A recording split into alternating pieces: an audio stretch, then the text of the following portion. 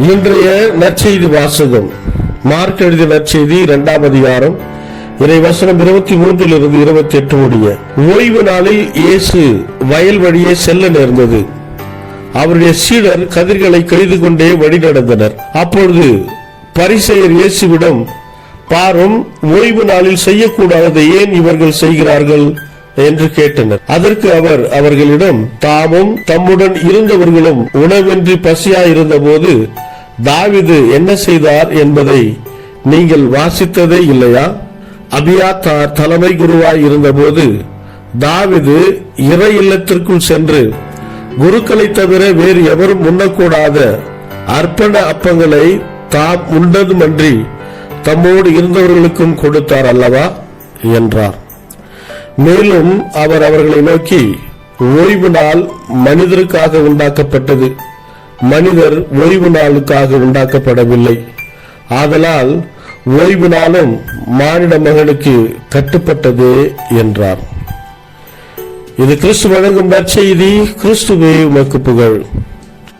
Mark ಅಧ್ಯಾಯ 2 ವಚನಗಳು 23ರಿಂದ 28ರವರೆಗೆ.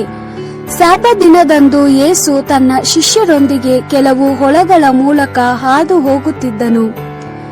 ಶಿಷ್ಯರು ತಿನ್ನಲು ಕೆಲವು ಕಾಳಿನ ತೆನೆಗಳನ್ನು ಕಿತ್ತುಕೊಂಡರು.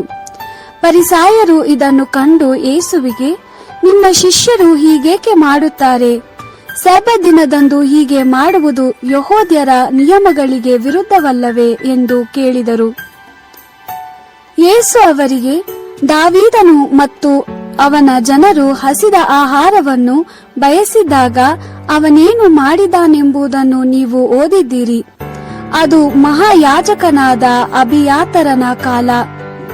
ದಾವೀದನು ದೇವಾಲಯಕ್ಕೆ ಹೋಗಿ ದೇವರಿಗೆ ಅರ್ಪಿಸಿದ ರೊಟ್ಟಿಯನ್ನು ತಿಂದನು. ಯಾಜಕರು ಮಾತ್ರ ಆ ರೊಟ್ಟಿಯನ್ನು ತಿನ್ನತಕ್ಕದೆಂದು ಮೋಶೆಯ ಧರ್ಮಶಾಸ್ತ್ರ ಹೇಳುತ್ತದೆ. ದಾವೀದನು ತನ್ನೊಂದಿಗಿದ್ದ ಜನರಿಗೂ ಆ ರೊಟ್ಟಿಯನ್ನು ನೀಡಿದನು ಎಂದು ಉತ್ತರ ಕೊಟ್ಟನು. ನಂತರ ಯೇಸು ಪರಿಸಾಯರಿಗೆ, ಸಬ್ಬತ್ ದಿನವನ್ನು ನಿರ್ಮಾಣ ಮಾಡಿರುವುದು ಜನರ ಸಹಾಯಕ್ಕಾಗಿ, ಆದರೆ ಜನರನ್ನು ಸೃಷ್ಟಿಸಿರುವುದು ಸಬ್ಬತ್ ದಿನಕ್ಕೆ, ಅವರು ಅಧೀನರಾಗಿರಲಿ ಎಂದಲ್ಲ. ಆದ್ದರಿಂದ ಮನುಷ್ಯಕುಮಾರನು ಸಬ್ಬತ್ ದಿನಕ್ಕೂ ಉಳಿದೆಲ್ಲ ದಿನಗೂ ಪ್ರಭುವಾಗಿದ್ದಾನೆ ಎಂದು ಹೇಳಿದನು. ದೇವರ ವಾಕ್ಯವಿದು. ದೇವರಿಗೆ ಕೃತಜ್ಞತೆ ಸಲ್ಲಲಿ. Gospel according to Mark chapter 2 verse 23 to 28. One Sabbath, Jesus was walking through the grain fields. As his disciples walked along with him, they began to pick the heads of grain. Then the Pharisees said to Jesus, "Look, they are doing what is forbidden on the Sabbath." And he said to them, "Have you never read what David did in his time of need? When he and his men were very hungry, he went into the house of God when Abiathar was high priest and ate the bread of offering, which only the priests are allowed to eat. And he also gave some to the men who were with him."